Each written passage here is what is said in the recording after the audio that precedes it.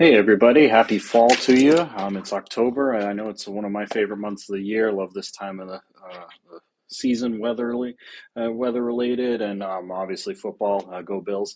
And we have a good time this time of year for sure. Just a few quick updates for our October newsletter. A couple reminders and a couple of things that we're going to try to do on a regular basis going forward. So the first thing I want to talk about is just continue to reach out to us via support ticket and training appointments. As you all know, we have a whole team of staff here that's dedicated to watching our ticket system. And so from our launch pad, you have your tech support in there. That is the primary way to get a hold of us. And again, it reaches our entire team. So everyone from our state data all the way down to just a simple cable that might be needed or questions and everything in between. So continue to take advantage of that. It is the best way and fastest way to get support for you as we go forward. And also with that, many of you have been taking advantage of our iSchool training appointments. It is a service that we offer.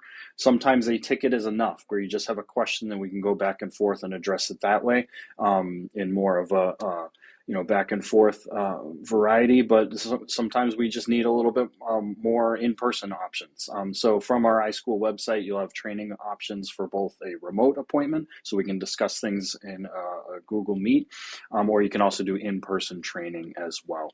And our schedule of availability is listed on that website. So continue to use that if it's helpful. And we often meet with grade level groups or PLC groups if it makes sense. Instead of just one-on-one, if you need to gather a whole group together, we can certainly schedule that as well. One of the things we talked about, or actually are seeing a lot of in terms of tickets, is some questions related to Google and Microsoft and some licensing, and there's some stuff kind of involved that. And so I just want to set the record straight for all of us here. As many of you know, we are a Google district. We've used Google as our primary cloud-based system, and what that means is that we have access with our behavioral accounts to all of Google's features for education. We have Gmail, naturally we have Drive, we have Classroom, Docs, Slides, Sheets, Forms, Drawings, all these different things that Google gives us as part of our day-to-day flow with technology. Translates to our internet activity. If you use the Google apps on a personal device, you can sign in with your account and have access to your work-related stuff there. And naturally on Chrome browsers and the student Chromebooks or teacher Chromebooks, we have access to this stuff everywhere we go. In the past, we also had a relationship with Microsoft for their Office product with Word, Excel, and PowerPoint. Over the last couple of years, actually, our relationship with Microsoft has changed. They changed some things in terms of how their licensing is managed. We've changed some things out of necessity because of budgetary reasons and things like that. And so many of you noticed that Microsoft Office is not installed by default on most staff machines anymore, except for certain specialized job titles and roles. So this is expected. This is a normal thing in that because we are a Google district and that's our primary productivity platform, Microsoft is not something that we have full district-wide licensing for. And where that's kind of crept up a little bit is when it comes to downloaded files and there are potentially some errors you might be seeing when you try to open up a Word file or a PowerPoint or even a CSV, a spreadsheet file. And so I just want to cover as a group together how to remedy that. Naturally, we can help you with a support ticket if you have any questions or concerns or a specific issue that you're struggling with. But as a whole, if you have a Microsoft document that you need to open or work with or even just look at, we can use our Google platform to do that. And so after you download an Office file, wherever you get it from, whether it's from a curriculum platform or from an email, if once you download it to your computer, you can simply just head to your drive and then go to the New button and choose File Upload and just navigate to your downloads from there, and then you're able to get in and bring up that file, and you can view it right away. You can convert it and work with it and do all the different things that you might expect just from working within the Google environment. And so again, we are a Google district, so it is expected that a majority, if not all, of our activity is handled by the Google Workspace. So for some of you who are used to the Microsoft platform, it might be different if you haven't fully embraced Google and worked within all of the things. And so if you need any help with that, I personally barely touch Microsoft, if at all, these days. And so I know personally I'm fully involved in the Google system, and I haven't found anything that I'm missing, to be honest. And so if you need a little leg up on some of those things, maybe put in a support ticket and say, hey, Brian, you said that we could do all the things, but I can't do this. We can figure that out together and help each other as needed.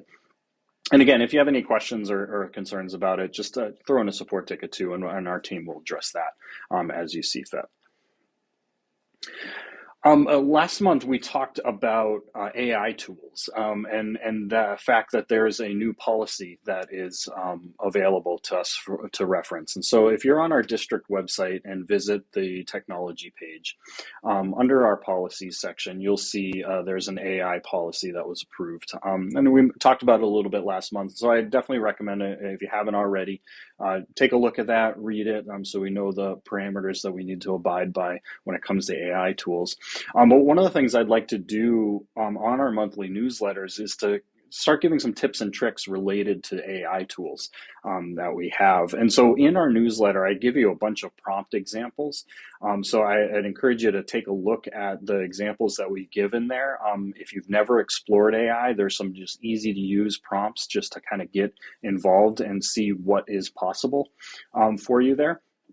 I am going to show you just real specifically just how to get to Google's AI tool, and a couple little productivity things built into it. But over the course of our newsletters, we'll continue to kind of discuss AI and some tools related to that. And always with the disclaimer that AI is a tool. It's not a replacement.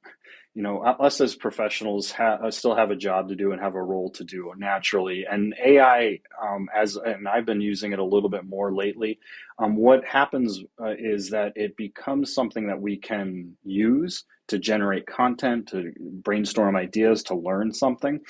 But it's not perfect. And that's just what I found personally, is that sometimes it spits out things that don't make sense or don't apply. And so you either have to use what you can out of it and curate your own content out of what it's produced, or you have to keep adding some other prompts to it to kind of coach it along until you get a result that you're hoping for. Especially I'll just use my professional example. I have to learn formulas sometimes that I've never seen before in spreadsheets. And so I'll say, hey, Gemini, give me some ideas here on how to get this data doing what I need it to do. And it gives me an example, and I'm like, well, that's not it. So let me continue and ask and have a conversation from there. And so I just, as a framework for using AI tools, it's not a replacement for what you do, but it can help us work smarter, not harder sometimes when it comes to just getting content in there. And so it all starts from a website. Gemini is Google's version of AI. The reason I'm kind of talking about this is that it falls under our data privacy agreements. So while you certainly should still be wary of providing personal information on the internet, no matter where we are, what we do in Gemini is protected the same as any other Google workspace environment. If you're using other AI tools, we may not have those same protections. So anything that I would discuss is going to be related to Google's tools. So it is just gemini.google.com. If it prompts you to sign in, be sure you use your Haverhill self to get in and use it. And it really kind of gets you started immediately. There's a prompt at the bottom. It gives you some ideas for what you can do. And I think a lot of us, when we think of AI, we think of it in terms of, hey, change this image to do this, or, put me on Mount Everest, or, do things like that that might be fun, but not necessarily practical for our professional day-to-day. But beyond those ideas, just look at the newsletter text that we put out there. We have a few different prompt examples where you can either copy and paste text from a document or a message and put it in here and ask some questions about it. You can add some files in here to say, hey, I have this spreadsheet. I want to learn this about that data. You can use some tools that are built into here. This Canvas one is interesting, where it allows you to actually create visual content based on things that you put in there. We'll probably talk about that more a little bit later. But at face value, it's a matter of one, going to the website, two, making sure you're signed into your Haverhill account, and then three, just put in a prompt and then see the results that come up. And it becomes almost like a conversation where you can continue to adjust the prompt and ask for more things, or you can just leave it from there, copy and paste some things, and bring it out to another source. The other thing just about Gemini in general is on the left-hand side, it does actually keep track of our conversations that we have over time. So as you visit this prompt and hit the new chat or start a new one, if you hover over to the left-hand side, you'll actually see a history of all the prompts that you do. And where I found this to be useful is when I have like a recurring ask or a recurring need to kind of get some feedback on something or to learn something new. And so it can be good sometimes to go back to a previous conversation and just re-add it. And it's interesting to kind of see the results from there. So really just play around. It's a tool that can be used within the parameters of that policy. And again, it's not a replacement for anything we do, but it potentially can be an additive measure to our professional workflows. So let's see what you can come up with, and hopefully it's a helpful thing. And the last thing I want to talk about today is just our friends at Screencastify have a couple new tools that are available now. They've always had some AI and translation features built into the platform, but one of the things they've done now is they've added the ability to take the quizzes that we make and translate those questions as well. So it takes it beyond just a simple video piece, and any quiz questions you've added to a video, it can actually work with some translations in there. And so I've linked a few different help articles that they've given to us there in terms of how to do this. And it's great to, it's a great way not only to translate for our students, but it potentially could be something you use as a communication tool with your parents and guardians as well. So we have a video here about how making those video lessons interactive in terms of the translated feature there, how to use the AI features within it to automatically give you captions and to bring in some scripts and teleprompter type of things, and more. And so check out those links from our newsletter article as well. Okay, and that's it for October. Enjoy this fall season as you continue through this school year, and we'll see you in November.